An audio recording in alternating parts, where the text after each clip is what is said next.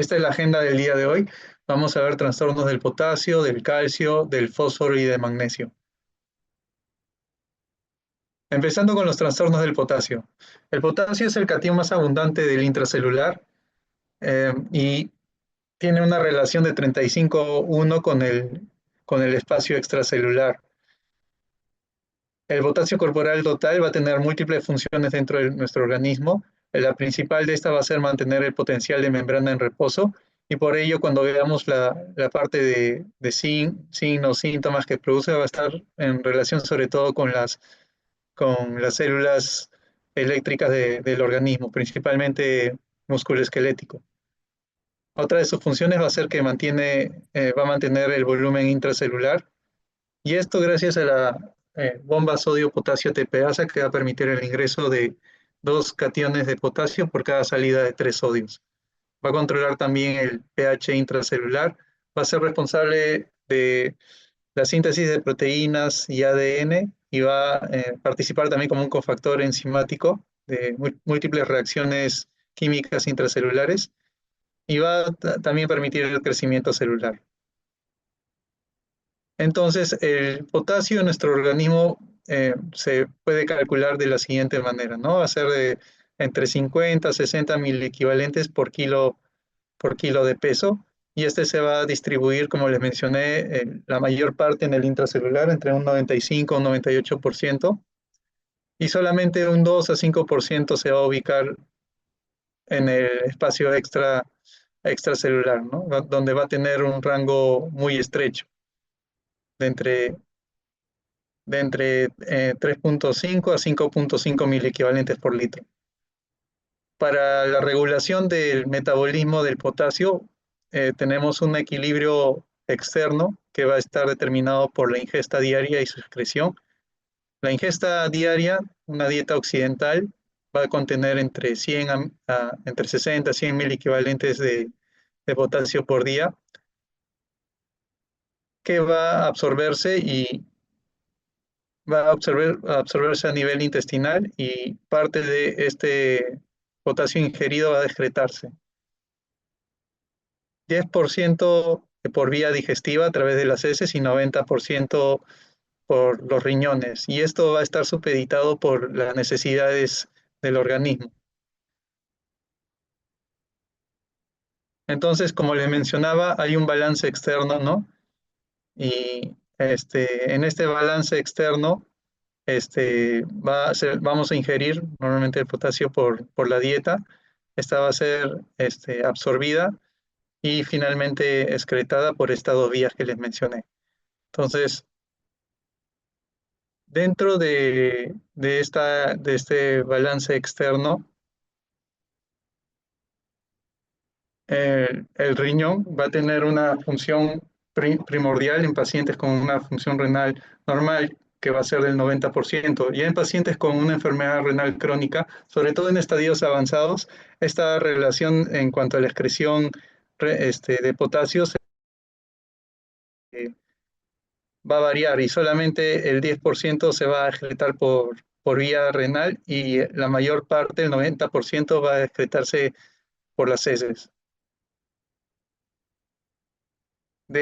El potasio filtrado, el cual se filtra libremente en el glomérulo, solamente eh, se va a excretar entre un 10 a un 11%, pero en situaciones en las cuales se requiera una mayor excreción de potasio, como la hipercalemia, esta fracción excretada de potasio va a aumentar a incluso más del 100%.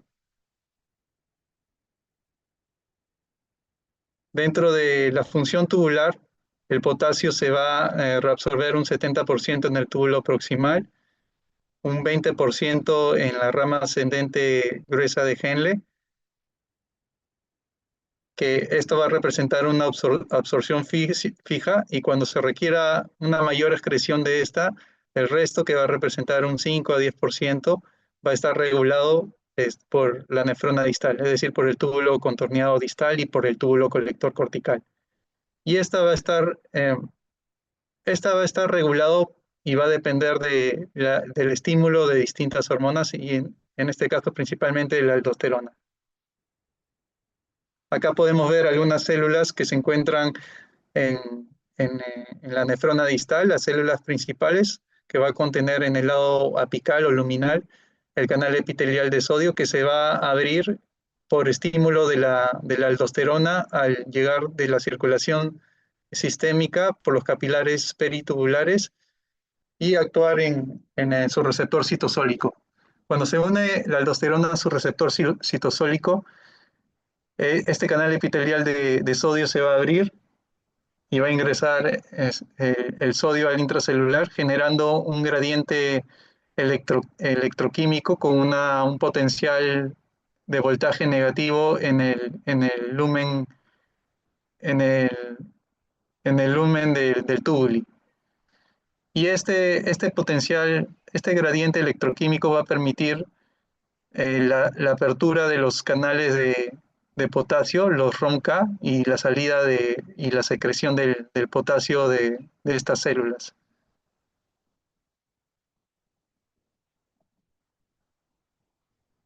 Para la regulación fisiológica del potasio, eh, en situaciones en las cuales haya un aumento en el ingreso del potasio y un aumento de la concentración del potasio sérico, se va a aumentar la actividad de la bomba sodio-potasio ATPasa, lo que va a permitir que este potasio sérico aumentado ingrese al intracelular y de esta manera se regule el, el potasio normal. También va a aumentar la permeabilidad de la membrana apical para permitir la salida del potasio y se va a liberar aldosterona, cuya función en la nefrona distal consiste en la excreción de potasio. En el otro escenario en el cual haya una disminución de la concentración sérica de potasio, va a disminuir la actividad de esta bomba, también va a disminuir la permeabilidad de la membrana apical debido a una disminución de la aldosterona y se va a disminuir su excreción.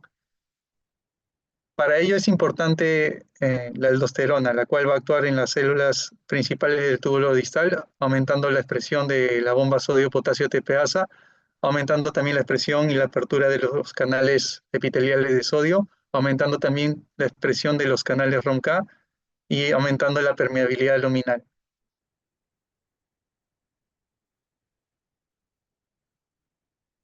En lo que es el balance interno, este está regulado por la bomba sodio-potasio TPasa y va a estar influenciada también por distintas hormonas como la insulina, la aldosterona, va a estar influenciado también por la acción de las catecolaminas, ¿no? En sus receptores beta 2 adrenérgicos, los cuales, como vamos a ver también en la parte de la terapéutica, van a tener una gran importancia ya que van a permitir el ingreso de potasio al intracelular.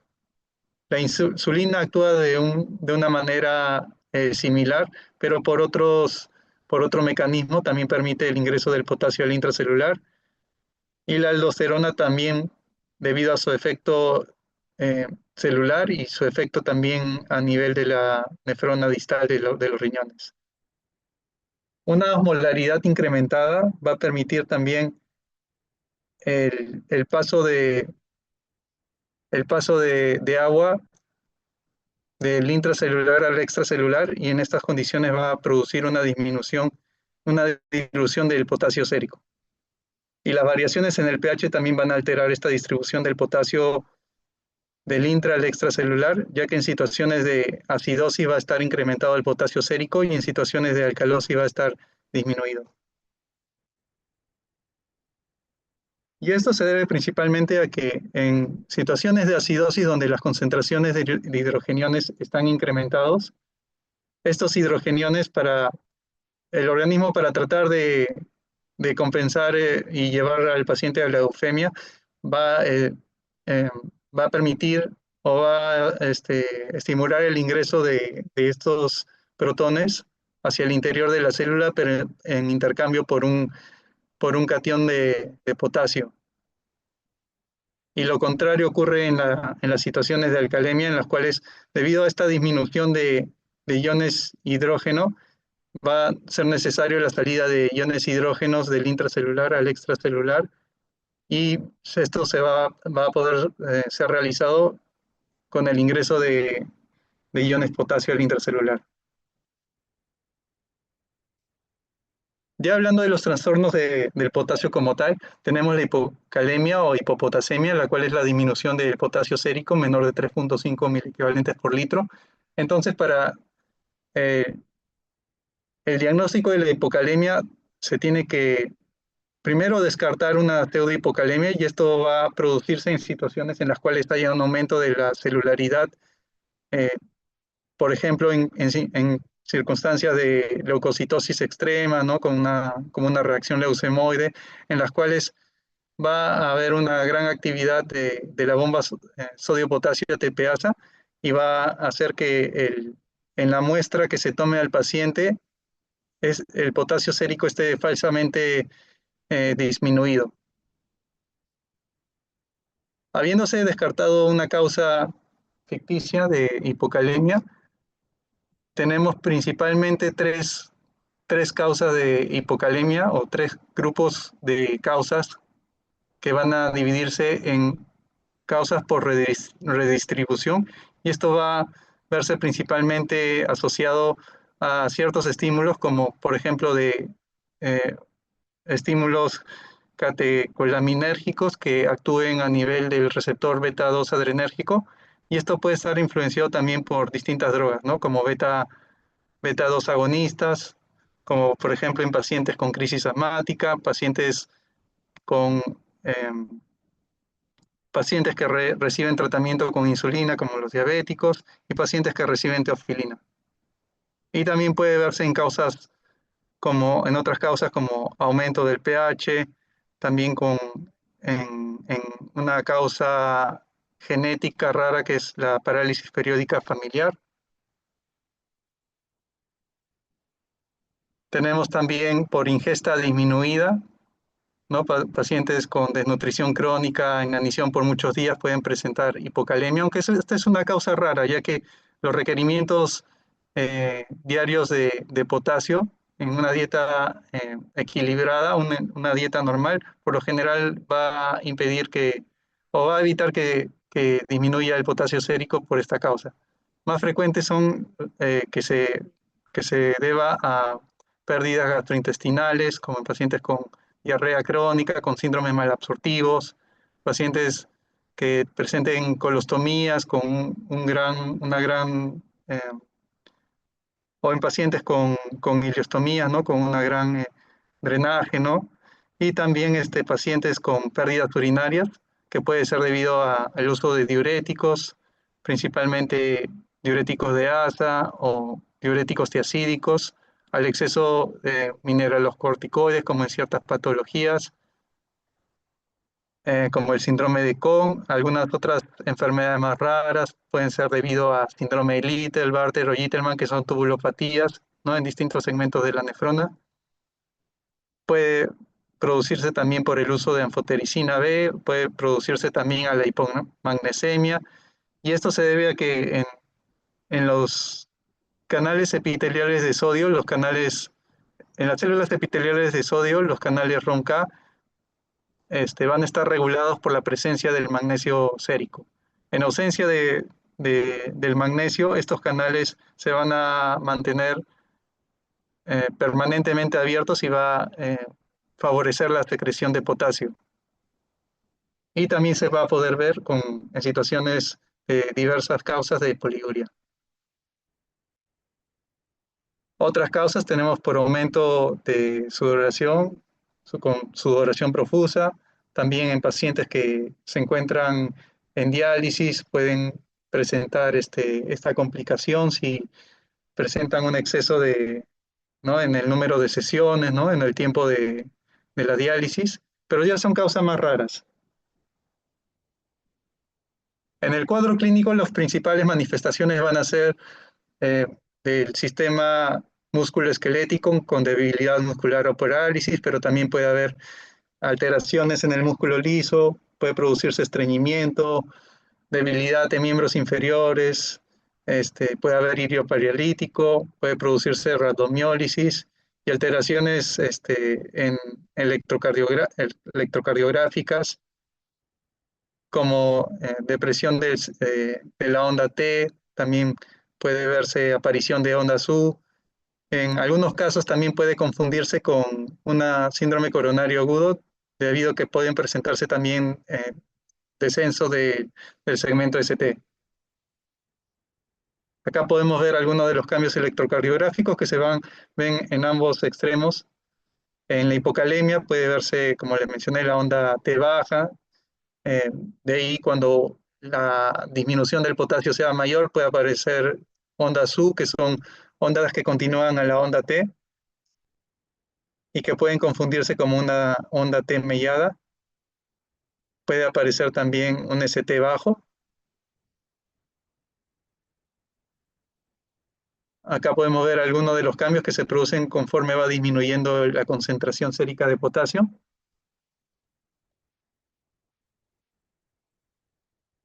Dentro del cuadro clínico también puede producirse una disfunción renal, y esto va a ser multifactorial por alteración de la capacidad de concentración.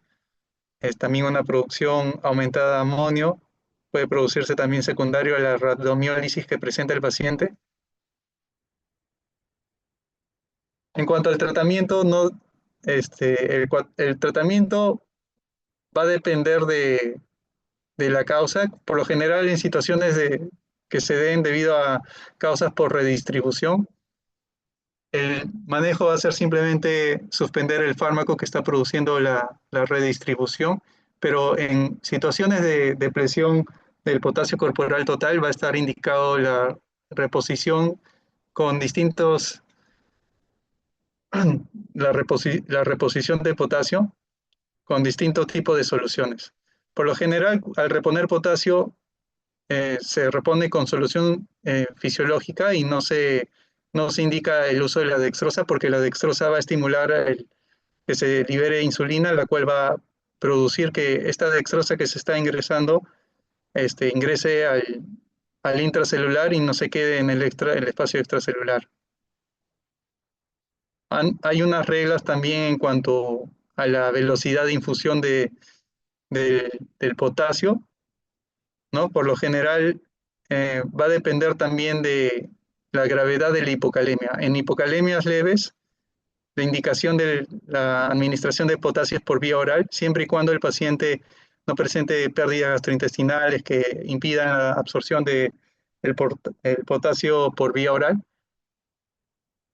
Y en hipocalemias de grados moderados a severos está indicado la reposición por vía intravenosa a través de un catéter venoso central de manera ideal.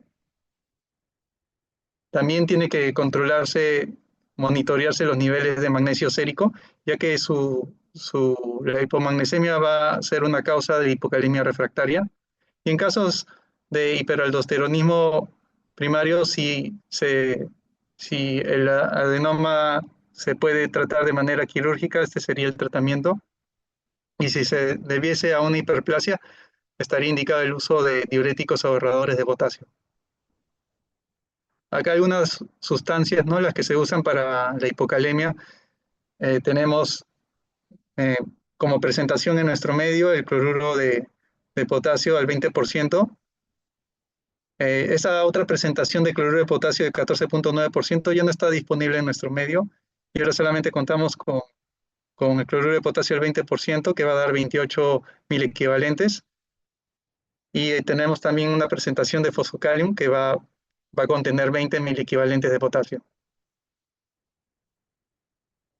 Entonces, el tratamiento va a estar dirigido a tratar la causa y a restituir el potasio, ya sea por vía oral intravenosa. Por vía central, que es la manera ideal de reponer el potasio, esta se va a pasar eh, en una hora, y hasta 2 a 3 retos en hipocalemias severas. Hay que recordar que la administración de potasio por vía endovenosa no se debería utilizar por alguna vena periférica, porque el problema del potasio es que puede producir una flebitis en venas muy delgadas, ¿no? Entonces, por lo general se indica por vía central.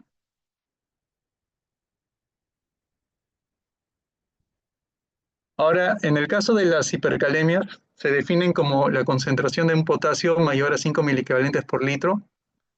Esta va a presentarse entre 1 a 10% de los pacientes hospitalarios y en 1% de pacientes ambulatorios. La mayoría de las veces que nos encontremos ante un escenario de hipercalemia, tenemos que la función renal va a estar disminuida. Entonces, principalmente se va a ver en pacientes tanto con enfermedad renal crónica avanzada como en pacientes con una lesión renal aguda y por lo general oligúrica. Puede asociarse también a distintos fármacos por redistribución entre un 35 a 75% de las causas y va a presentar una mortalidad del 1 al 45%.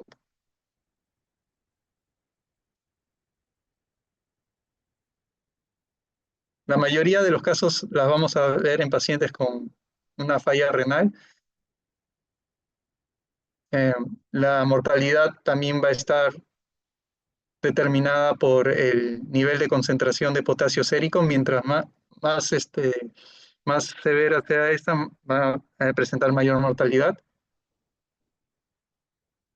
¿no? Por lo general, los pacientes con una hipocalemia leve no van a tener muchas manifestaciones. Recién las molestias eh, que van a ser eh, del músculo esquelético o cardiovasculares representados en el electrocardiograma se van a evidenciar con unas hipocalemias moderadas y severas.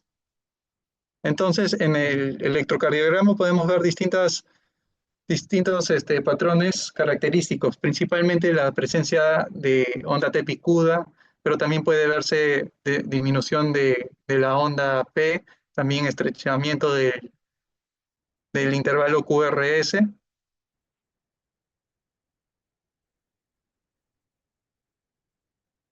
Y en esta tabla podemos ver distintos factores de riesgo para hipercalemia, ¿no? Y dentro de los cuales la principal es la disminución de la tasa de filtración glomerular. También puede estar asociado a eh, distintos mecanismos, ¿no?, de redistribución, y esto es secundario al uso de distintos fármacos.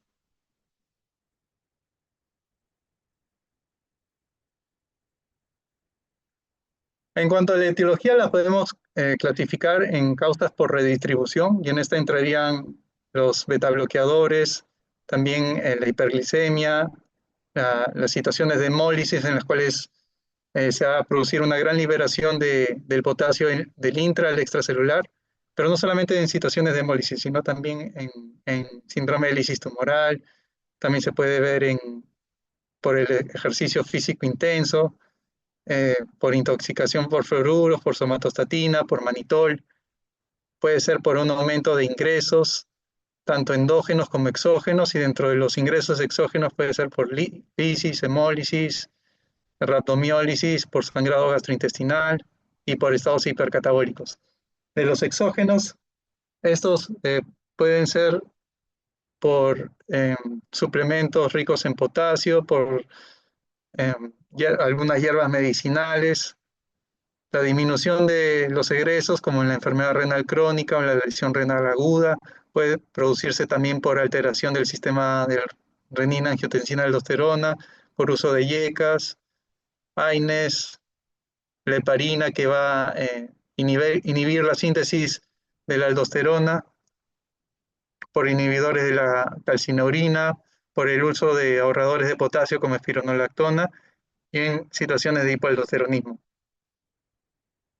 En insuficiencia suprarrenal, cuando haya bloqueo de los canales epiteliales de sodio, y esto puede verse también por la amiloride, el pirontereno y el cotrimoxazol, los cuales su estructura química similar,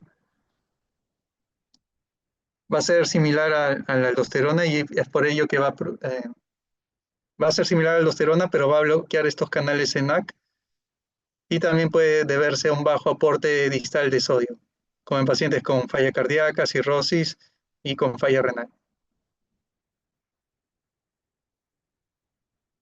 Muy bien,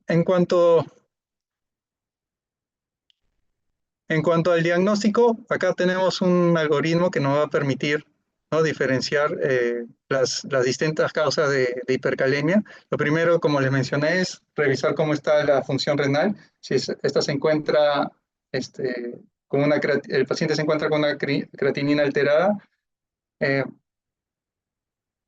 entonces, como por ejemplo en un paciente con una lesión renal aguda oligúrica, con un flujo urinario descendido, o si por el otro lado del algoritmo tenemos pacientes con una función renal conservada, los cuales para hacer la diferenciación habría que pedirle un potasio urinario.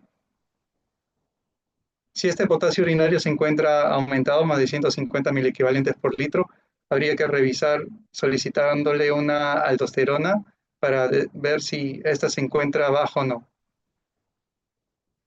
Y si, y si y si la aldosterona se encuentra baja, se solicita también el dosaje de la renina plasmática, que de encontrarse baja, esto puede deberse al uso de heparina, ketoconazol, a una insuficiencia suprarrenal, y de encontrarse alta podría tratarse de un paciente que ha estado tomando AINES, betabloqueadores o con una nefritis intersticial aguda. Acá tenemos un flujograma en cuanto al tratamiento. Va a ser distinto tratar la hipercalemia aguda de la crónica. En situaciones de hipercalemia aguda, el manejo inicial es con gluconato de calcio, ya que este medicamento va a estabilizar la membrana plasmática hasta que podamos utilizar otras medidas para disminuir el potasio corporal total o redistribuirlo. Dentro de los medicamentos que permiten la redistribución para pasar el potasio del extracelular al intracelular, tenemos la solución polarizante, que es que va a ser la insulina con glucosa, en las cuales se van a administrar por vía endovenosa 10 unidades de insulina con 50 mililitros de dextrosa. También otra medida que actúa de manera sinérgica a esto es el uso de salbutamol en nebulización, ¿no? Con una concentración de 20 miligramos en 4 mililitros.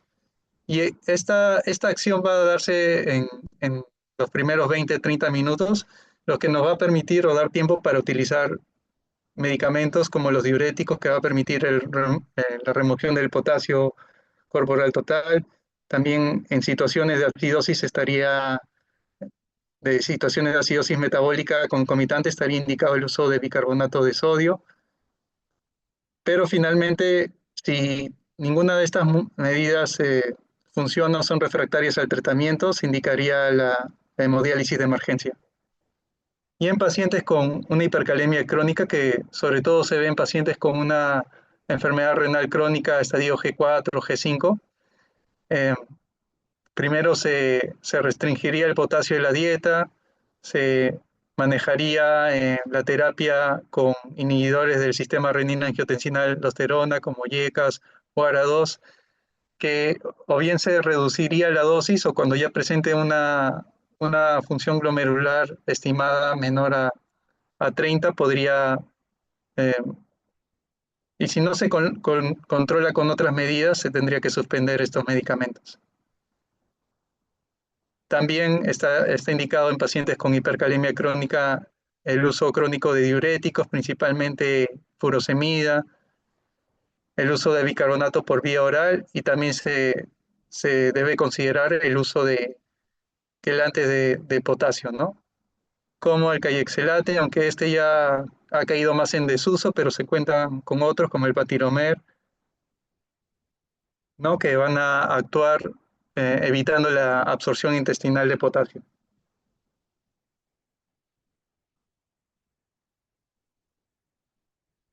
Muy bien, entonces en un paciente con una hipercalemia, una de las medidas iniciales es tomarle un electrocardiograma porque se considera que los pacientes, incluso con niveles moderados de potasio, si presentan una alteración electrocardiográfica secundaria a este trastorno del potasio, deberían ser considerados como hipercalemias severas y no moderadas. Entonces, se tiene que realizar un monitoreo continuo de la conducción cardíaca, de preferencia con 12 electrodos, y al dosarse el potasio sérico, si este está eh, en niveles severos o presenta cambios electrocardiográficos, se indicaría el uso de eh, gluconato de calcio como primera medida para estabilizar la membrana. Posterior a ello, lo siguiente que se tendría que indicar es el uso de insulina y de glucosa como solución polarizante, junto con el uso de bicarbonato si el paciente presenta además una acidosis metabólica, y al mismo tiempo se le tendría que administrar furosemida.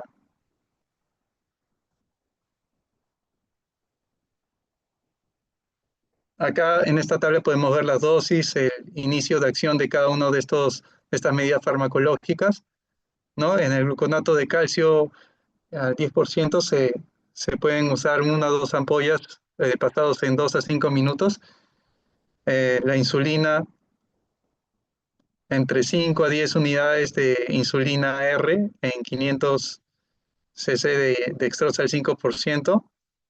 El bicarbonato en situaciones de acidosis metabólica, los beta-2 adrenérgicos, las resinas de intercambio aniónico como el caioxelate o el patiromer se reservan para situaciones con hipercalemia crónica, y los diuréticos como la furosemida van a permitir la extracción, eliminación del potasio, y si todas estas medidas fallan, se indicaría la hemodiálisis.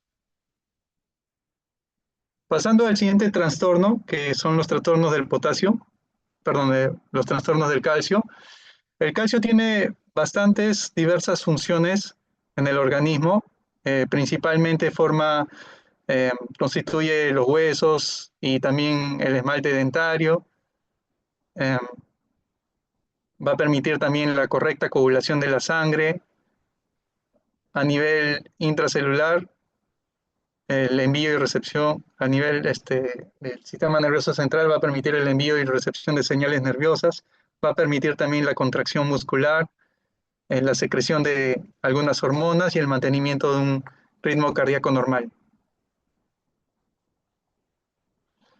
Su valor normal oscila entre 8.5 a 10.5 de calcio total, y si medimos el calcio iónico, que es el calcio que va realmente producir sus funciones a nivel del organismo, este se va a encontrar en unas concentraciones entre 4.8 a 5.6 miligramos por decilitro. Además, hay que tener en cuenta que si medimos el calcio total, tenemos que verificar que la albúmina se encuentre en sus concentraciones normales, porque el, el calcio va a tener que corregirse en función de la albúmina. Si, si presentamos, por ejemplo, un paciente con una albúmina disminuida, tenemos que corregir este valor de calcio total, o de lo contrario, pedir un calcio iónico. El calcio se va a distribuir principalmente en el espacio intracelular y principalmente en los huesos, en un 99%, y solamente 1% se va a encontrar en el plasma. En el espacio extracelular, en el plasma, el calcio va a estar unido a proteínas plasmáticas, principalmente la albúmina, en un 45%, y se va a encontrar de forma difusible en un 55%. Y esta forma difusible puede ser en un 45% de forma libre ionizada, o formando complejos con el citrato o con otras proteínas. Perdón, con otros complejos como el citrato, el sulfato, el bicarbonato.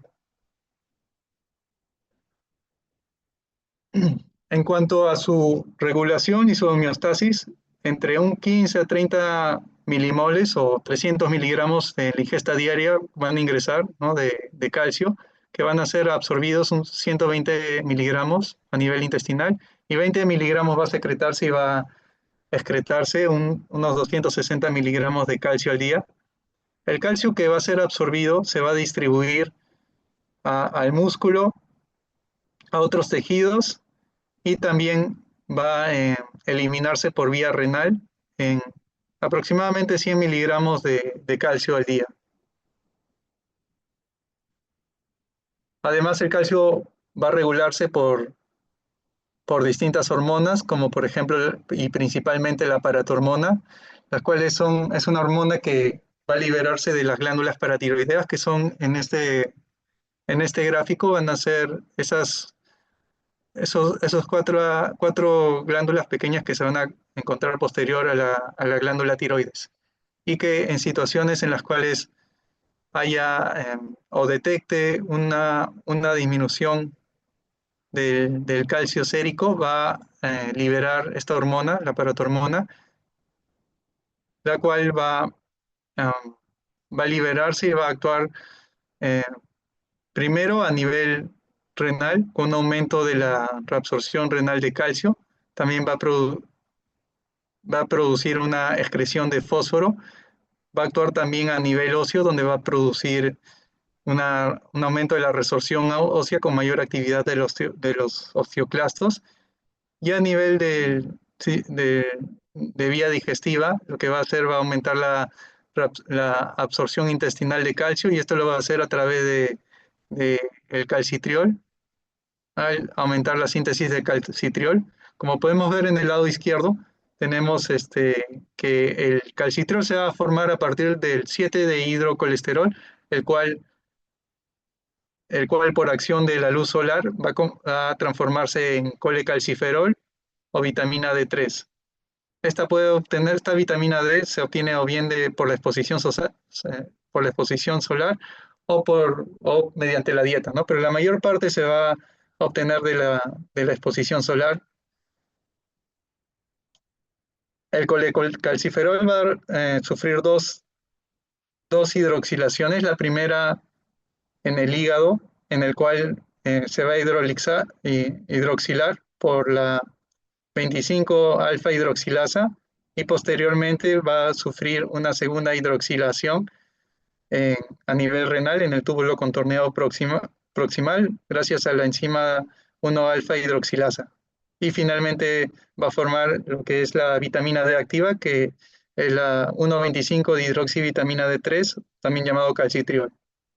Y este calcitriol va a actuar a nivel intestinal, donde va a permitir la mayor absorción intestinal de calcio, tanto de calcio como de fósforo. Tenemos otras dos hormonas que actúan en la homeostasis del calcio.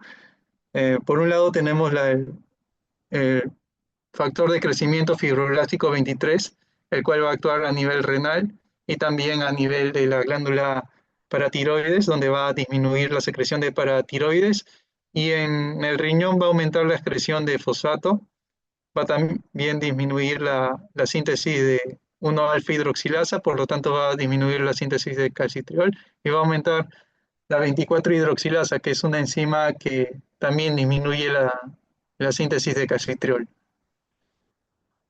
Por último, tenemos una hormona menos importante que es la calcitonina, que va a tener algunos efectos. Principalmente va a promover el depósito de iones calcio a nivel óseo y va a inhibir a los osteoclastos, por lo tanto va a evitar que aumente el calcio sérico.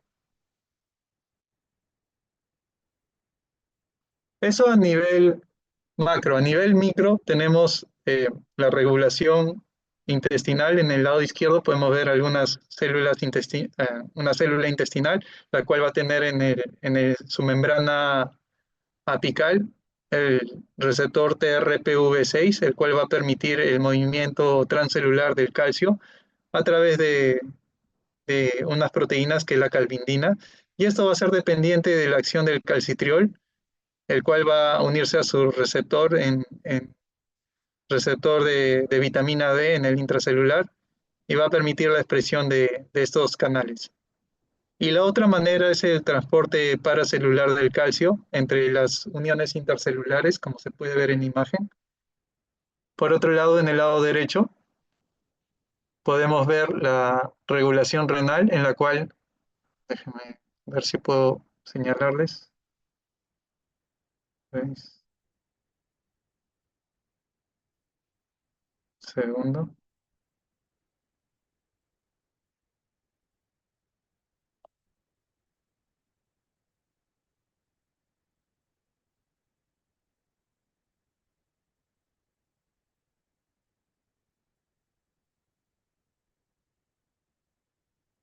Ya, entonces acá podemos observar que el calcio se filtra libremente y se absorbe un 50-60% en el túbulo proximal y esto lo va a hacer de manera convectiva, es decir, se va a reabsorber agua y junto con el agua va a pasar el calcio.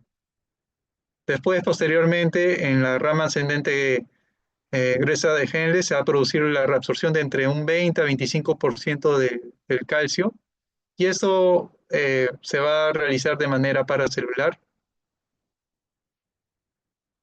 siguiendo, continuándose con el túbulo distal, donde un 5 a 10% va a reabsorberse este, de manera por un movimiento transcelular por la acción de los canales TRPV5. Y finalmente lo que se va a excretar va a ser entre 1 a 1 a 3% de manera fisiológica.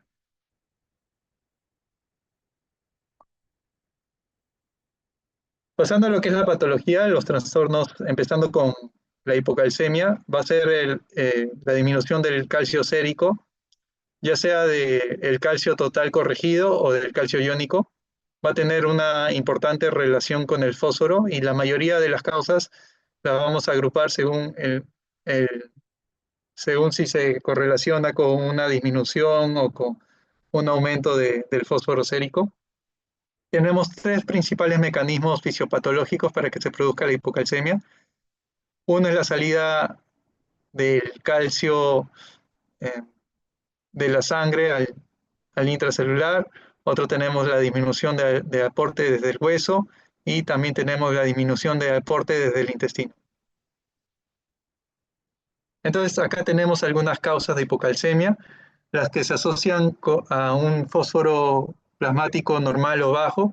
Podemos ver que hay la deficiencia de la vitamina D, cuando hay una que va a producir una disminución de su absorción intestinal y esta puede ser secundaria a una gastrectomía, a una cirrosis biliar primaria, a una mala absorción del calcio intestinal, puede ser secundaria a una disminución de la formación de 25 hidroxivitamina D y esto puede ser por una enfermedad hepática, por el uso de algunos medicamentos anticonvulsivantes que van a inhibir a la 25 hidroxilasa.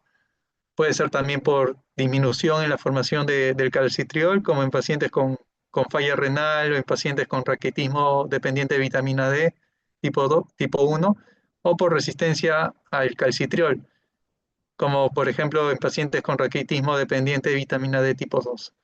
Puede darse también en situaciones como síndrome de hueso hambriento, que por lo general se ve en pacientes con post cirugía de un hiperparatiroidismo, en los cuales el hueso eh, va a secuestrar la mayor cantidad toda la cantidad que pueda del calcio y del fósforo y del magnesio sérico, y esto va a producir hipocalcemia.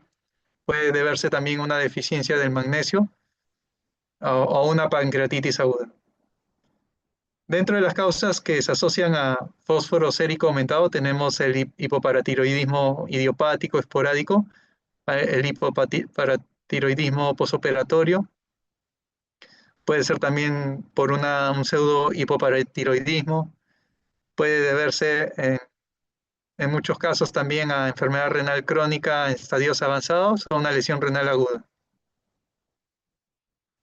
El cuadro clínico está eh, generalmente asociados a irritación neurológica o muscular, ¿no? Cuando hay síntomas leves pueden verse parestesias periorales, eh, puede verse calambres, hiporexia, debilidad, disfagia y fragilidad.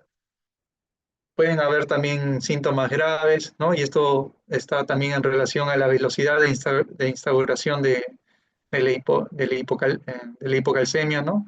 Puede presentarse un paciente con alteraciones en distintos grados del sistema nervioso central, como confusión, irritabilidad, alucinaciones, depresión.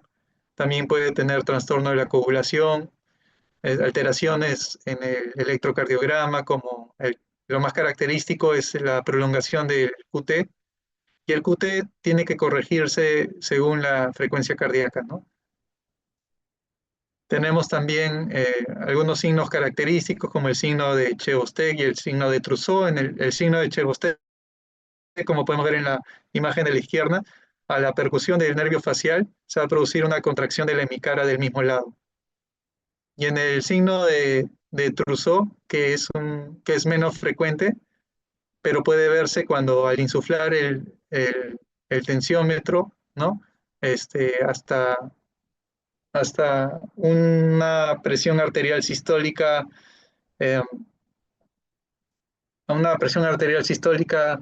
eh, durante 5 minutos, se va a producir una contracción de la mano, ¿no? Un espasmo eh, del carpo, o incluso podría verse si le colocamos el tensiómetro en el miembro inferior e insuflamos hasta llegar a la presión arterial sistólica y lo mantenemos por 5 minutos, se va a poder ver una contracción del pie. En este flujograma, la hipocalcemia, la primera medida es descartar una pseudohipocalcemia que puede verse en pacientes en los cuales se les dosa el calcio total y que presenten también una hipoalbuminemia, ¿no? En estos casos tiene que corregirse este calcio total según el nivel de albúmina o medirse un calcio iónico. Después de esto tenemos que ver si hay síntomas severos si el paciente es sintomático y se presenta síntomas severos, ¿no? En estos casos, si presenta tetania o alteraciones electrocardiográficas que pongan en riesgo su vida, eh, se le da tratamiento empírico y posteriormente se busca la causa o se orienta el diagnóstico etiológico, ¿no? Si no presenta síntomas severos, si no hay alteraciones del ritmo cardíaco, entonces se revisa en la historia clínica y se solicita el fósforo, magnesio y paratormona para poder diferenciar las distintas causas. Con una paratormona alta y un fósforo normal o bajo, podría tratarse de una enfermedad hepatobiliar o situaciones de malabsorción o un paciente con raquitismo o metástasis osteoblásticas. Si el PTH, la parotormona está alta y el fósforo sérico está elevado, puede ser secundario a una enfermedad renal, a la destrucción de tejidos, ¿no? Como la lisis tumoral o la hemólisis, o un pseudo hipoparatiroidismo. Si la PTH está normal o baja, puede ser secundario a un hipoparatiroidismo. Y si el magnesio está bajo, esta sería la causa y debería reponerse con magnesio endovenoso. El tratamiento está orientado a corregir la causa subyacente, ¿no? Siempre que sea una causa corregible.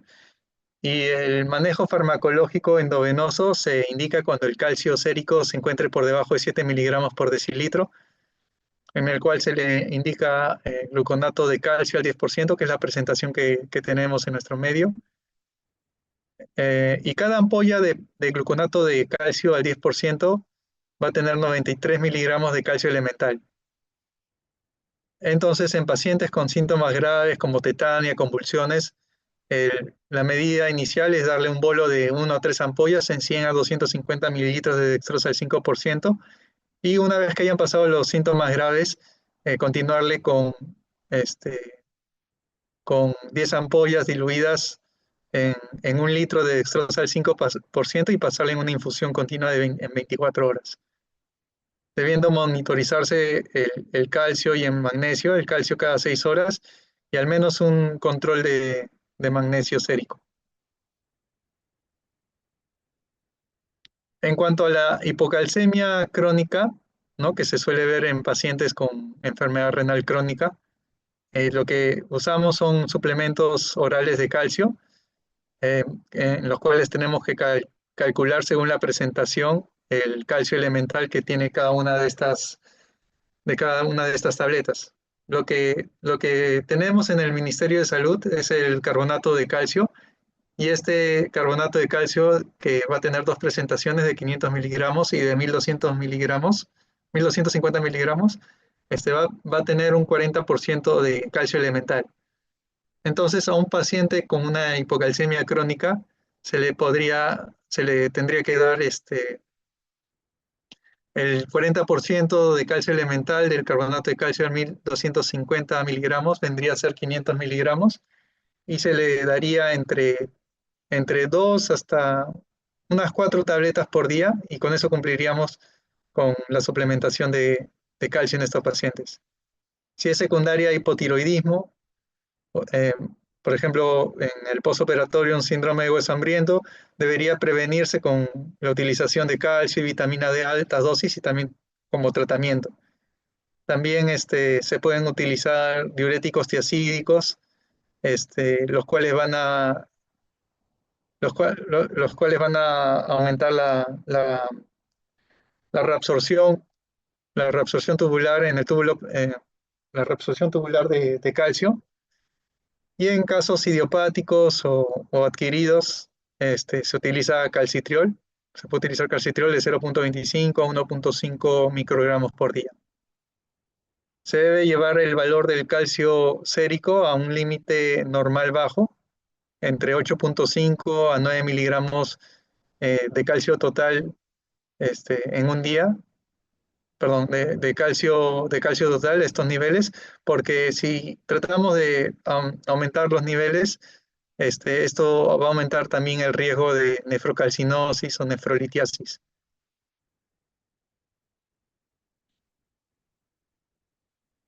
Por otro lado, tenemos la hipercalcemia, el cual se define como el aumento del calcio sérico, y tenemos dentro de sus principales mecanismos causales el aumento de la absorción ósea, el aumento de la absorción intestinal y el aumento de la reabsorción renal. De estas, el aumento de la resorción ósea va a ser lo más frecuente. Las principales causas específicas de hipercalcemia pueden ser, van a ser la malignidad y el hiperparatiroidismo primario. La principal causa de hipercalcemia en el paciente ambulatorio va a ser el hiperparatiroidismo primario, y en el paciente hospitalizado va a ser la malignidad.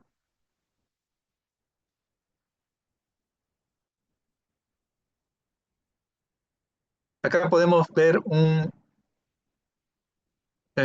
orientación diagnóstica, ¿no?, de la hipercalcemia. Tenemos de este lado eh,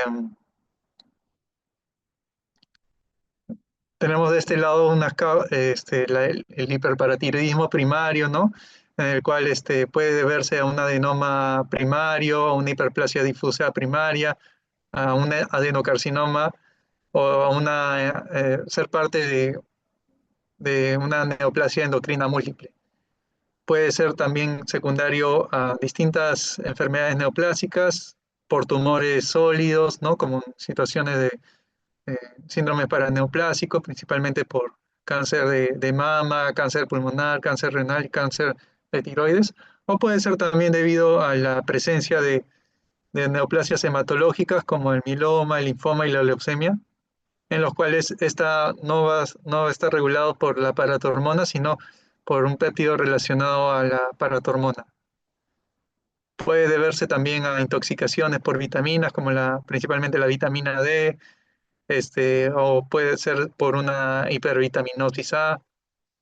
Hay otras causas como endocrinopatías que van a causarla, ¿no?, como el hipertiroidismo, la acromegalia, el feocromocitoma, la insuficiencia adrenal aguda, y hay otras causas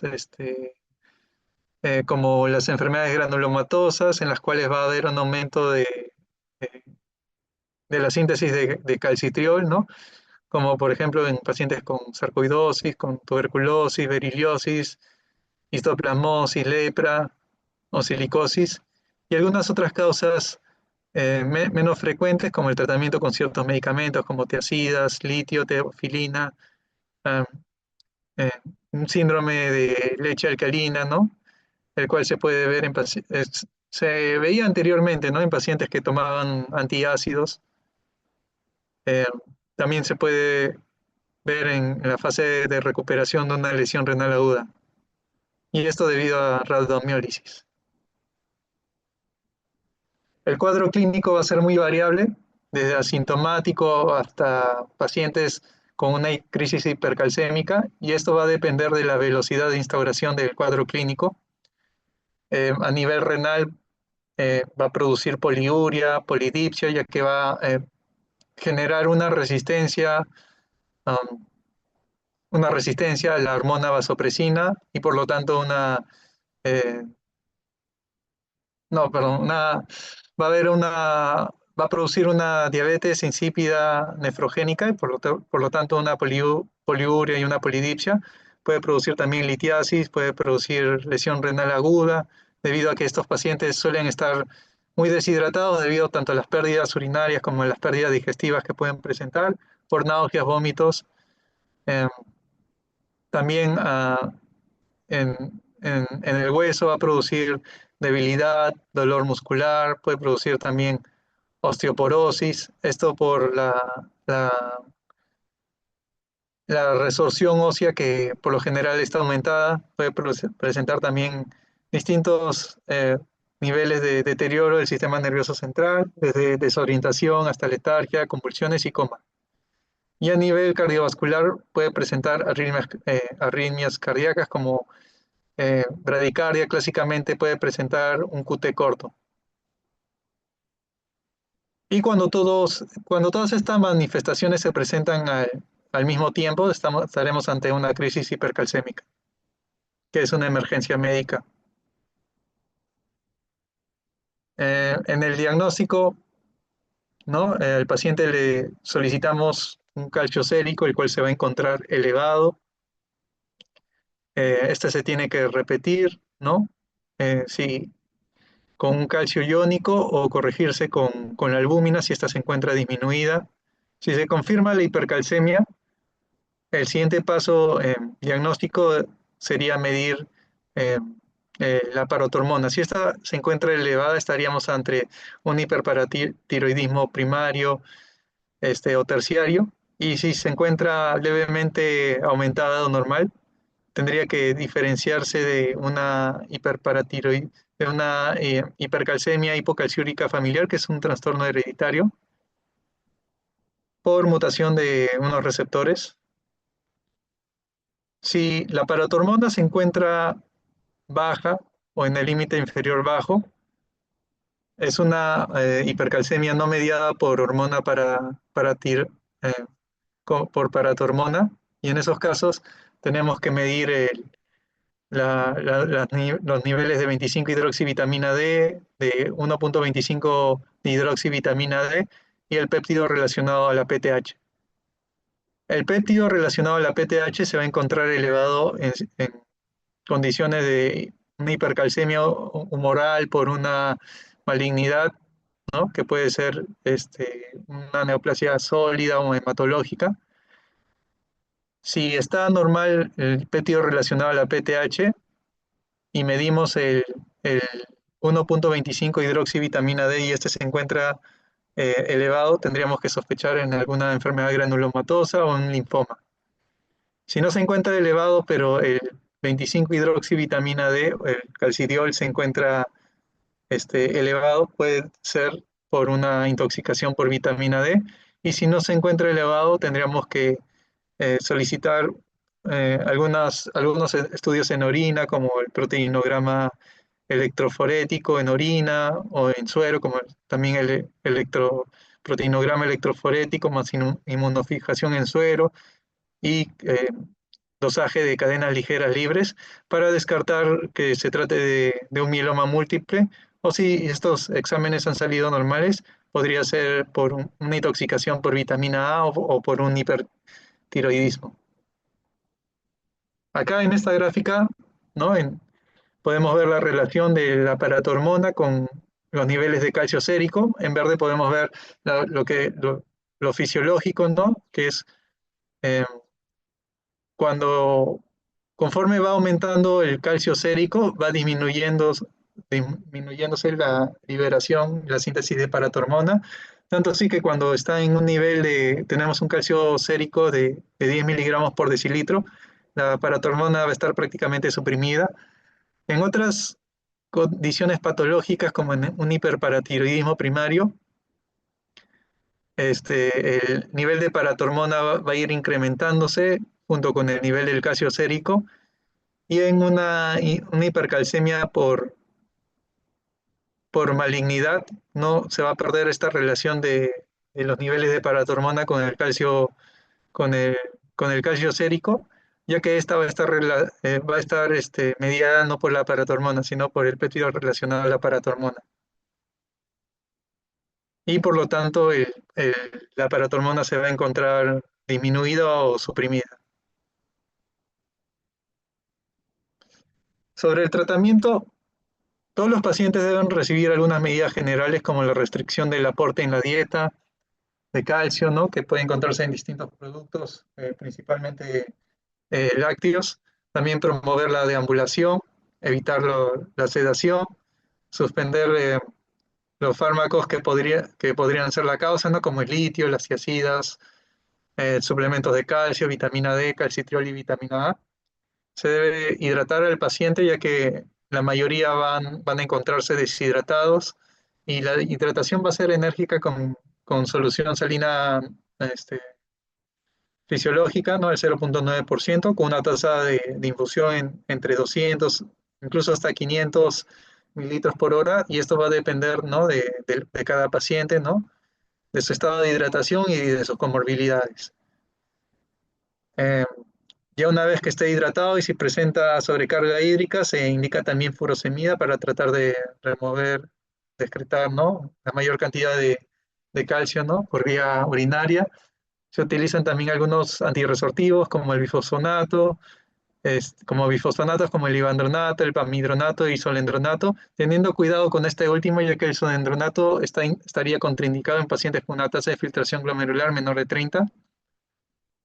Hay algunos otros medicamentos, como la calcitonina, aunque este no está en nuestro medio, tiene una acción transitoria, ¿no? Tenemos también el cinecalcet, que es un modulador alostérico del receptor sensor de calcio, el cual es un receptor que se va a encontrar en las glándulas paratiroides, y al estimularse va a disminuir la liberación de paratormona. Los corticoides estarían indicados cuando la enfermedad de base sea una enfermedad granulomatosa o por mieloma múltiple, en el cual está aumentado la síntesis del calcitriol y va a disminuir su acción a nivel intestinal. Una de las últimas medidas es el denosumab, que se utiliza cuando está contraindicado el uso de bifosfonatos, ¿no? Cuando no han servido las otras medidas, se puede utilizar el denosumab, que es un anticuerpo monoclonal, el cual se va a unir al ligando RANK L, el cual va a inhibir la acción de los osteocitos y va a inhibir por lo tanto, la resorción ósea.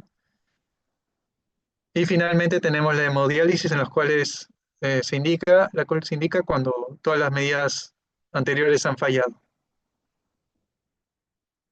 Acá tenemos algunos ejemplos de bifosfonatos que tenemos presentes en nuestro medio, ¿no? El más habitual es el ácido solendrónico, sin embargo, también es el que tiene mayor riesgo nefrotóxico y que estaría contraindicado con una tasa de filtración menos de 30, ¿no? Y con tasas superiores tendría que ajustarse la dosis según el estadio de enfermedad renal.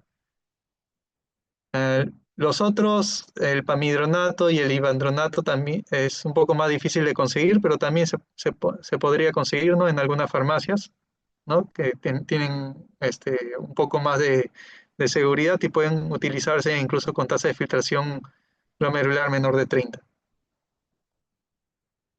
Acá un resumen de las medidas que les comenté y también la frecuencia con la cual debería administrarse, ¿no? Los bifosfonatos por lo general tienen una duración de unas 3 a 4 semanas. La calcitonina tiene un efecto corto y transitorio de unas 6 a 12 horas. Eh, Acá tenemos algunas medidas, ¿no? Como les comenté, ¿no? Y tiene que realizarse también un monitoreo cada 6, cada 8 horas del calcio, de la creatinina, de algunos otros electrolitos, principalmente el magnesio, y evitar la movilidad en estos pacientes, la inmovilidad en estos pacientes. Ya, el tercer electrolito que vamos a ver va a ser el fósforo. El fósforo en el organismo va a tener distintas funciones. Va a constituir parte de la estructura ósea junto con el calcio y el magnesio. Va a participar en todos los procesos energéticos en forma eh, de adenina trifosfato, pero también como en menor medida como AMP o ADP. Va a también formar parte del ADN y del ARN, ¿no? Ya que el ADN va a estar constituido por un grupo fosfato, además del azúcar. Eh, Va a formar parte también de las membranas celulares, de las membranas plasmáticas, eh, como parte de la bicapa de fosfolípidos, y va a permitir también amortiguar la orina, ¿no? Como se les explicó con la acidez titulable.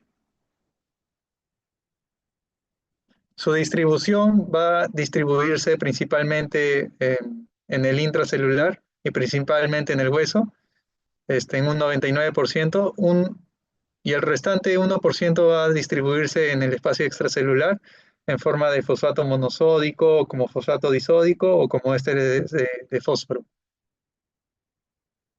Y su metabolismo va a estar regulado por distintas hormonas, ¿no? Al igual que el calcio, por la vitamina D, también por la paratormona y por el factor de crecimiento fibroblástico 23.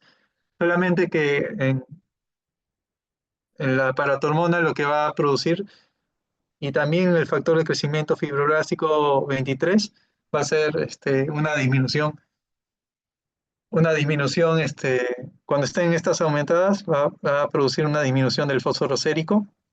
La vitamina D va a permitir, cuando está aumentada, el aumento tanto del fósforo como del calcio, y cuando está disminuido, su disminución del fósforo y del calcio. Y su rango normal va a ser entre 2.5 a 4.6, pero este valor es en adultos, y en niños se considera normal hasta un valor de 6 miligramos por decilitro.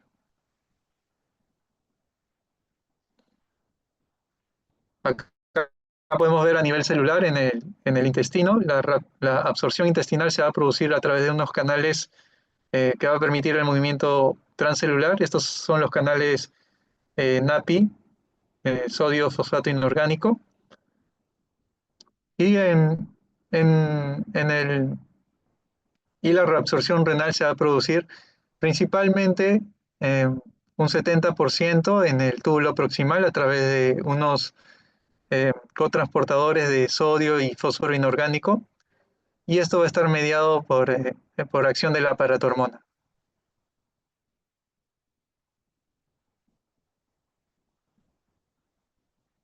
En el trastorno por disminución del fósforo sérico, la hipofosfatemia, esta se va a producir cuando el fósforo sérico sea menor a 2.5 miligramos por decilitro. Por lo general va a ser asintomático entre valores de 1 a 2.5 miligramos por decilitro, y solamente cuando sea menor de 1 miligramo por decilitro es que suele presentar síntomas. Tiene una prevalencia de 5% en pacientes hospitalizados. Eh, la hipofosfatemia severa va a ser mucho menor, de solamente un 0.1-0.2% de los pacientes hospitalizados, y tienen que identificarse los pacientes con mayor riesgo, como por ejemplo los pacientes alcohólicos y los pacientes con sepsis, en los cuales la prevalencia puede llegar a aumentar en algunos estudios incluso hasta 30-80%. Acá podemos ver las causas que van a clasificarse en causas por disminución de la absorción intestinal, por aumento de las pérdidas urinarias o por paso al espacio intracelular. La más importante es tenemos dentro de la disminución de la absorción intestinal, el déficit de la vitamina D, eh, la malnutrición, la malabsorción intestinal y el alcoholismo. Dentro de las causas por aumento de las pérdidas urinarias, tenemos el uso de diuréticos, también en pacientes con cetoacidosis diabética, pacientes con déficit de vitamina D, este, y también en cuanto a lo que es el paso al espacio intracelular, tenemos la alcalosis respiratoria aguda, la recuperación de una acidosis metabólica, la recuperación de la hipotermia, el tratamiento con insulina y el síndrome de hueso hambriento. Una causa importante también es el síndrome de Fanconi adquirido, que va a ser una enfermedad del túbulo proximal, ¿no? Donde se reabsorbe la mayor cantidad de fósforo y en general de todos los solutos que se filtran. Y esta puede deberse, entre otras causas, a medicamentos como el cisplatino, el tenofovir, la gentamicina. Puede ser secundario a algunas enfermedades disproteinémicas como el mieloma múltiple, la amiloidosis. También puede ser por síndromes Sjögren, puede ser secundario a la exposición a metales pesados como el plomo, el cadmio, a intoxicaciones por hierbas orientales, o puede ser por secundario a un trasplante renal, una necrosis tubular aguda, un síndrome nefrótico, que son causas más raras de Fanconi. En el cuadro clínico tenemos eh, que se va a producir principalmente con una depresión crónica del fósforo, porque en una depresión aguda eh,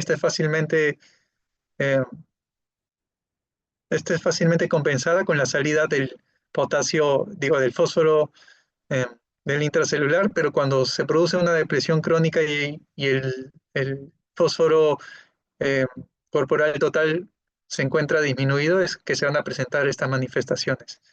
No puede darse a nivel del sistema nervioso central, alteraciones de esta que van desde irritabilidad, debilidad, disartria, disfagia, parestesias, encefalopatía, convulsiones. Nivel hematológico puede presentarse una anemia hemolítica y esto se debe a que dentro del metabolismo del eritrocito el 2,3 difosfoglicerato es importante y este no se va a sintetizar si no hay fósforo sérico en el extracelular. En el músculo esquelético van a producirse debilidad, puede producirse hasta rhabdomiólisis. A nivel cardíaco, como el corazón va a requerir este, de ATP y este no se va a formar en ausencia de fósforo, eh, a, grandes, eh, a grandes necesidades de energía súbita, de eh, requerimientos de energía, no se va a producir y se va a producir insuficiencia cardíaca. En el hueso puede presentar el paciente osteomalacia, raquitismo, que no es exclusivo de la vitamina D, como vemos también se puede presentar en la hipofosfatemia. Puede darse también una resistencia a la insulina, hipoparatiroidismo, acidosis metabólica, y también a nivel renal puede presentarse con disminución del filtrado glomerular. En cuanto al tratamiento, se tiene que manejar la causa subyacente. El aporte con una dieta rica en fósforo y suplementación oral está indicado si el fósforo está entre 3 a 1, 2, entre 3, entre 1 a 2 miligramos por decilitro y si el paciente tolera la vía oral. La dosis recomendada en este caso es de 1 milimol por kilo, con una dosis máxima de 80 milimoles, o de lo contrario también 1 a 2 gramos de fósforo elemental por día. No está indicado o está en contraindicado si el paciente presenta nefrocalcinosis o nefrolitiasis con fosfaturia. Por otro lado, la reposición endovenosa va a estar indicada si los síntomas son severos o si el paciente presenta un fósforo sérico menor de 1 miligramo por decilitro. Y la única presentación que tenemos es el fosocalium, eh, como una ampolla de 20 mililitros que va a tener 20 mil equivalentes de fósforo. Y la dosis va a ser de 0,25 a 0,5 milimoles por kilo. siempre teniendo en cuenta la concentración de potasio, ya que no solamente el fosocalio administra fósforo, sino también potasio. Y en nutrición parenteral, que es un grupo de riesgo, ¿no?, de presentar hipofosfatemia, también está indicado la suplementación con 400 miligramos, 450 miligramos de fósforo por cada 1000 kilocalorías perfundidas. Pasando a la hiperfosfatemia, esta va a producirse con un fósforo sérico mayor a 5 miligramos por decilitro en adultos y mayor a 6 miligramos por decilitro en niños. Se va a dar por tres mecanismos: por disminución de la excreción de fósforo, por aumento del aporte de fósforo o por redistribución entre los espacios intra y extracelular. Eh, También tiene que haberse descartado previamente una pseudohiperfosforemia que puede producirse debido a una hemólisis de la muestra, o cuando hay hiperlipidemia, o para proteinemia, o que el paciente reciba anfotericina B liposomal, o en situaciones de hiperbilirrubinemia. Entonces acá podemos ver algunas causas de hiperfosfatemia, como la más frecuente es la disminución de la tasa de filtración glomerular, ya sea en un proceso agudo como un proceso crónico. Y en la enfermedad renal crónica se suele ver cuando la tasa de filtración glomerular sea menor a 25 mililitros por minuto. Algunos otros autores dicen menos de 20 mililitros por minuto. Esto se va a producir porque va a haber una disminución en su filtración y una disminución, por lo tanto, también en su excreción renal. También puede producirse en situación de un hipoparatiroidismo, ya sea idiopático, posquirúrgico o por resistencia periférica. Puede verse también algunas otras causas como la acromegalia, la calcinosis pseudotumoral. Otras causas por liberación que puede ser eh, del intracelular, y esta puede ser endógena o exógena. Dentro de la liberación endógena de fósforo al extracelular puede darse por distintas situaciones de lisis, como el síndrome de lisis tumoral, hemólisis, la rhabdomiólisis. Puede ser en situaciones de alcalosis respiratoria crónica. Puede darse también por un suministro exógeno, ¿no?, de fósforo, como por ejemplo pacientes que reciben enemas como para prepararse para una colonoscopía, o tratamiento farmacológico de vitamina D o sus derivados. El cuadro clínico de la hiperfosfatemia principalmente se va a dar al unirse el fósforo a los iones de calcio, los cuales se pueden depositar en distintos tejidos y producir hipocalcemia, también un depósito, una calcificación en las partes blandas a nivel periarticular, en conjuntiva, en vasos, en válvulas cardíacas, y produciendo también calcifilaxis, que es cuando se depositan en las arteriolas del tejido celular subcutáneo, como se ve en la imagen de la derecha, ¿no? Un paciente con calcifilaxis y enfermedad renal crónica. Puede precipitarse también eh, en otras partes blandas, como en la imagen de la izquierda, que podemos ver una calcinosis pseudotumoral, que es esta acumulación de calcio, por lo general cerca de las articulaciones, ¿no?, depósitos de calcio, y puede producir también un hiperparatiroidismo secundario.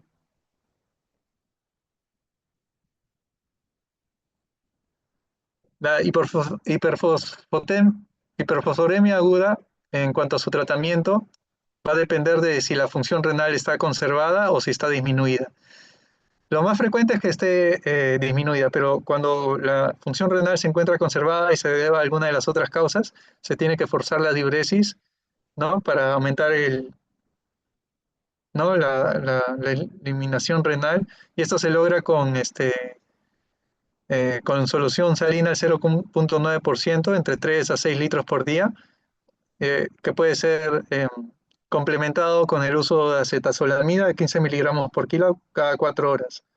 Se puede utilizar también solución polarizante para, de la misma manera que en la hipercalemia para permitir la redistribución del extra al intracelular. Y si todo esto falla, se indica la terapia de soporte renal.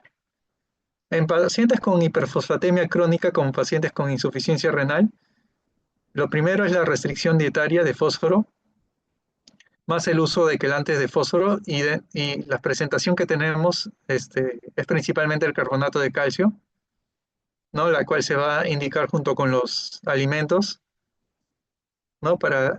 Quelar, para quelar el fósforo y evitar que éste se absorba a nivel intestinal. El siguiente y el último, el electrolito catión bivalente que tenemos, ¿no? Es el magnesio. Es el segundo catión más abundante del intracelular, um, y es el cuarto catión más abundante del organismo. Va a tener algunas funciones como también pertenecer a la estructura ósea, es cofactor de cientos de reacciones enzimáticas, como vías glucolíticas, ácido cítrico, tiene un papel fundamental también en la estabilización de las membranas, regula la liberación de acetilcolina en la placa motora, permitiendo la conducción nerviosa, y regula la actividad de los canales de calcio y potasio en el riñón. Acá tenemos su distribución en los distintos órganos, principalmente en el hueso, pero también en músculo, en tejido blando, eritrocitos. La concentración sérica va a variar ligeramente con la edad, ¿no? En adultos es de 1.7 a 2.5 miligramos por decilitro, y esto va a equivaler a una concentración de 0.6 a 0.9 milimoles por litro. El extracelular, que va a ser solamente el 1% de este magnesio corporal total, va a estar el 30% unidos a proteínas, y el 70% se va a filtrar libre, 50% en forma libre ionizada y un 20% formando complejos como citrato y fosfato.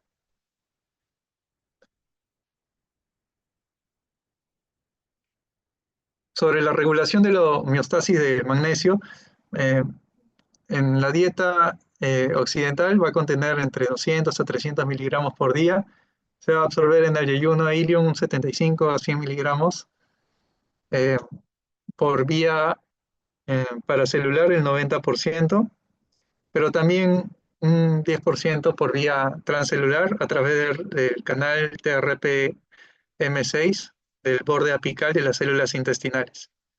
Se va a secretar en el, por el páncreas y en nivel intestino un 30 miligramos, y la excreción fecal diaria va a ser de 125 a 150 miligramos. Algunos factores que modifican la absorción de magnesio, que van a disminuir su absorción, es el alcohol, los fosfatos y la ingestión de alimentos con alto contenido de agua y proteínas, ¿no? Entre 75 a 150 miligramos de magnesio va a ser absorbido, y este se va a distribuir a los tejidos, ¿no? Del extracelular al intracelular, y 75 a 150 miligramos son los que se van a excretar. En el túbulo proximal se va a reabsorber un 20% de lo secretado, de lo filtrado, un 70% en la rama ascendente gruesa de Henle, y solamente un 5% de lo filtrado se va a excretar. A nivel proximal solamente el 20%, pero se desconocen los mecanismos, no está muy claro cómo se produce esta reabsorción. Y dependiendo en parte de la reabsorción de sodio y calcio, y se modifica en forma paralela a esta en respuesta a la variación de volumen extracelular. Entonces acá podemos ver la célula, eh, la célula tubular en el segmento de la asa ascendente gruesa de Henle, y digamos, esta reabsorción va a darse a través de unas uniones intercelulares que van a ser las claudinas, y se va a producir este pase de forma paracelular. y estimulada principalmente por este, el gradiente eléctrico que se va a formar entre el lumen y el intracelular. Se va a producir una reabsorción en el túbulo distal de un 5 a 10% a través de unos canales en la membrana apical, que son los TRPM6. Y esta regulación, ¿no? Del magnesio va a estar regulado por estas hormonas, tanto para la hormona paratiroidea, la calcitonina, glucagón, la vasopresina y la insulina que van a incrementarla, y algunas otras que van a disminuirlo, como las prostaglandinas, este, también la acidosis metabólica, la hipercalcemia. En cuanto a la hipomagnesemia, ¿no? Que tiene una incidencia del 11%, pero que esta aumenta en la UCI, que llega hasta el 60%, ¿no? Es un parámetro que se ha asociado a mayor mortalidad de forma independiente.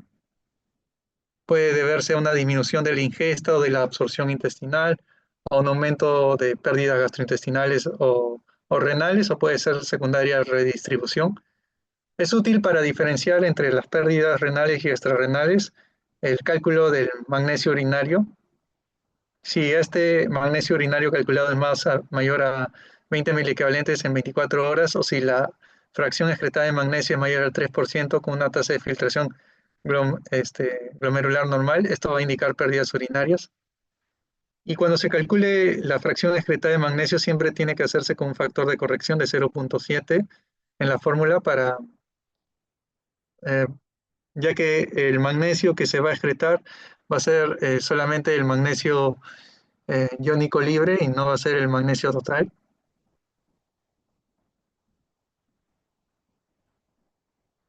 Ya, entonces, en cuanto al déficit de magnesio, puede deberse a alguna de esas tres causas: disminución de la ingesta, de la absorción, aumento de pérdidas o redistribución. Entonces, dentro de la disminución de la ingesta de absorción, tenemos pacientes que está asociado mucho al alcoholismo, a la mala absorción intestinal, a la nutrición parenteral, al uso de ciertos medicamentos como los inhibidores de la bomba de protones, aunque no se conoce muy bien el mecanismo por el cual se produce esto. También por redistribución puede ser por un síndrome de hueso hambriento, por una pancreatitis o por transfusiones de sangre. Puede ser por aumento de las pérdidas intestinales por diarrea o por la piel por sudoración profusa en pacientes quemados. Puede ser por aumento de pérdidas renales, por aumento del flujo, como en algunos estados poliúricos, por una diabetes mellitus descompensada también, o una disminución de la reabsorción tubular, ya sea en el túbulo proximal o en la rama ascendente gruesa de Henle. También puede darse por una disminución de la reabsorción en el túbulo distal, como con el uso de diuréticos tiacídicos, en una tubulopatía como es el Gitelman, por nefrotoxinas como el cisflatino, la anfotericina, inhibidores de la calcineurina, aminoglucósidos, entre otros. Y las manifestaciones clínicas principalmente van a ser en sistema cardiovascular, en neuromuscular, del sistema nervioso central. Eh, Suele ser una condición asociada a trastornos de otros iones, por lo que los síntomas y signos pueden ser atribuidos a estas alteraciones. Y la hipomagnesemia leve moderada como entidad clínica relevante se ha puesto en duda, ¿no? Por lo general, como la mayoría de los síntomas se presentan con una hipomagnesemia severa, esta es la que la que va a ser clínicamente significativa. Las manifestaciones cardíacas van a ser principalmente lo que el magnesio ejerce, es porque el magnesio ejerce efectos cambiantes sobre los flujos iónicos miocárdicos. Pueden presentarse eh, o predisponer a taquiarritmias, eh, a cambios como esta aparición de onda U, prolongación del QT. Esta toxicidad cardíaca va a estar, digamos, el paciente va a ser susceptible si utiliza digoxina. Puede verse en el en casos, eh, digamos, más severos, algunas fibrilaciones ventriculares, como la torsión de puntas, taquicardias ventriculares, algunas otras manifestaciones clínicas. Bueno, la hipomagnesemia va a también presentar un aumento en el factor de riesgo cardiovascular y por otras causas. Va a haber una relación inversa entre el consumo de magnesio y la presión arterial.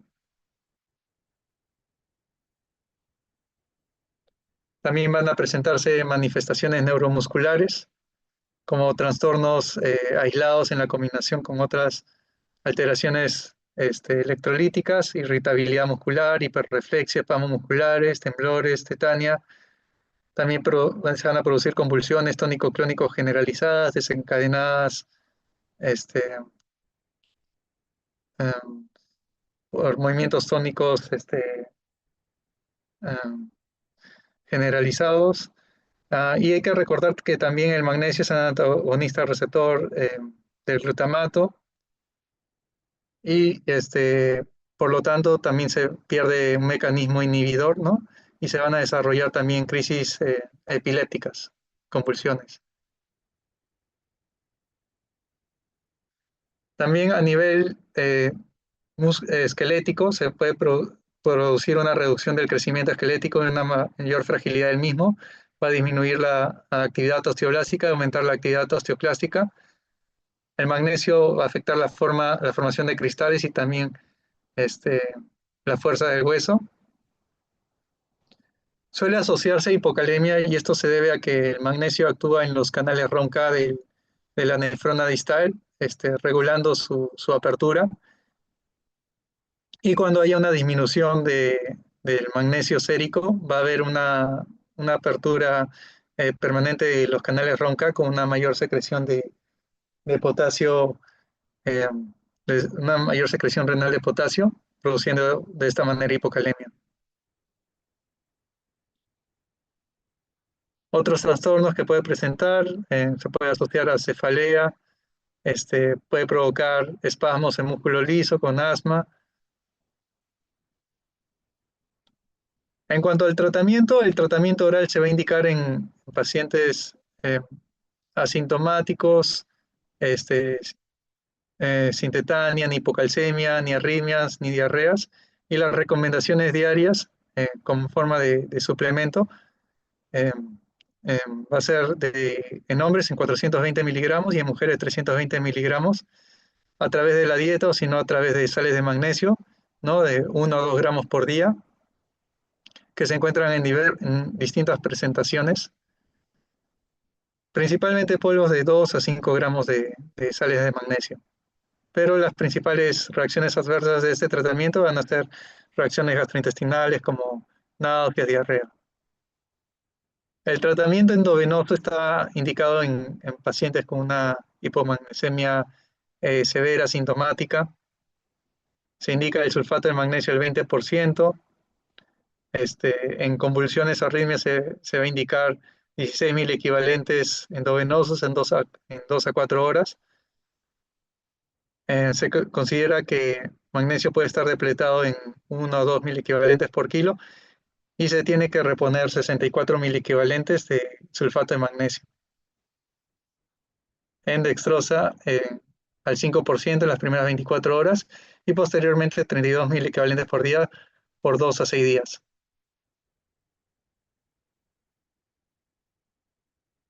Hay que recordar que la reposición debe mantenerse 1 o 2 días después de que los valores de magnesio sérico se hayan recuperado. Y si la tasa de filtración glomerular está disminuida, tiene que monitorearse de manera más seguida para evitar ir al, al otro extremo y llevar al paciente a una hipermagnesemia. También se pueden utilizar diuréticos ahorradores de potasio. Si hay pérdidas inapropiadas de magnesio, se pueden utilizar triamtereno y amiloride.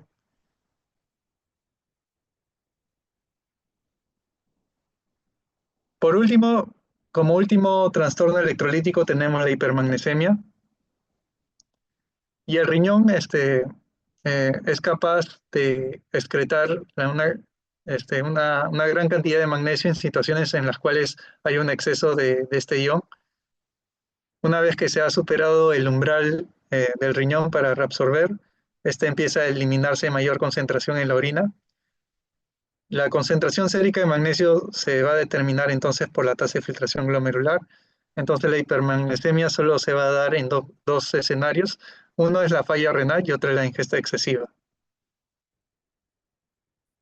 En la falla renal, las nefronas que sobreviven durante una insuficiencia renal crónica van a ser capaces de adaptarse a la menor carga filtrada de magnesio, aumentando la fracción excreta de magnesio. Los niveles de magnesio suelen mantenerse bien hasta que el aclaramiento de creatinina esté por debajo de 20 mililitros por minuto. Y el otro mecanismo, o la otra causa, es que en la cual un paciente con falla renal se ingiere una cantidad excesiva de magnesio, ¿no? De forma, por lo general es accidental, eh, ¿no? Este, la toxicidad de sales, de sales de magnesio es más común en pacientes con enfermedad inflamatoria intestinal, con obstrucción o con perforación del aparato gastrointestinal. También puede verse en pacientes como las pacientes gestantes que desarrollan preeclampsia, en los cuales como tratamiento inicial es la administración eh, de sulfato de magnesio para evitar las convulsiones en estos pacientes. Las manifestaciones clínicas al inicio va a depender del nivel de, de magnesio sérico. Entre 4 o 6 miligramos puede presentar el paciente hipotensión, náuseas, vómitos, rubefacción facial, retención urinaria e hilio.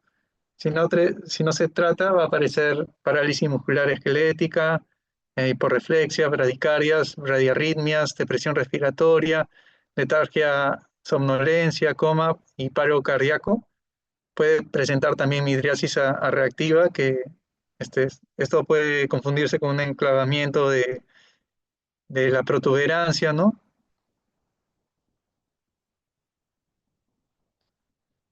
Acá podemos ver el efecto del magnesio, ¿no? En, y, y como segundo mensajero en algunas reacciones eh, enzimáticas importantes. En cuanto al tratamiento de la hipermagnesemia en casos leves con una función renal aceptable, puede que no requiera ningún tipo de tratamiento, salvo la interrupción de la reposición del ion. Cuando se produzca una intoxicación grave, sobre todo cuando hay alteraciones cardíacas, se puede utilizar el gluconato de calcio al 10%, para estabilizar la membrana, al igual que como se utilizaba en el paciente con hipercalemia. Se debe hidratar bien al paciente y administrar furosemida en 20-40 miligramos cada 4 o 6 horas para evitar su reabsorción en el túbulo, en el asa de Henle, donde se produce la mayor cantidad de reabsorción de este catión. En pacientes con falla renal e hipermagnesemia severa estaría indicado la diálisis, y el dializado típico va a contener 0,6 a 1,2 miligramos por decilitro de magnesio. Por lo general, estas concentraciones de magnesio no pueden variarse, ¿no? Pero anteriormente sí se podía utilizar un dializado sin magnesio, pero en la actualidad las soluciones son constantes, ¿no? Con un nivel de magnesio muy bajo. Se espera que luego de una sesión de 3 a 4 horas con una membrana de gran eficacia durante la hemodiálisis, un tercio a la mitad del magnesio dializado se ha dializado, y esto correspondería a un 70% del magnesio sérico, de reducción del magnesio sérico. Y esos serían todos los trastornos electrolíticos que vamos a ver hoy día. No sé si hay alguna pregunta.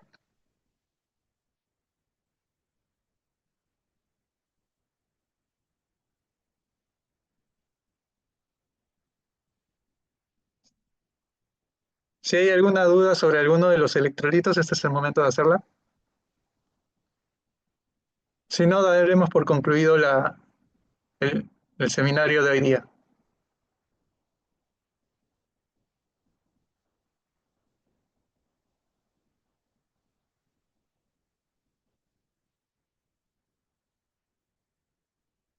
¿Alguna pregunta?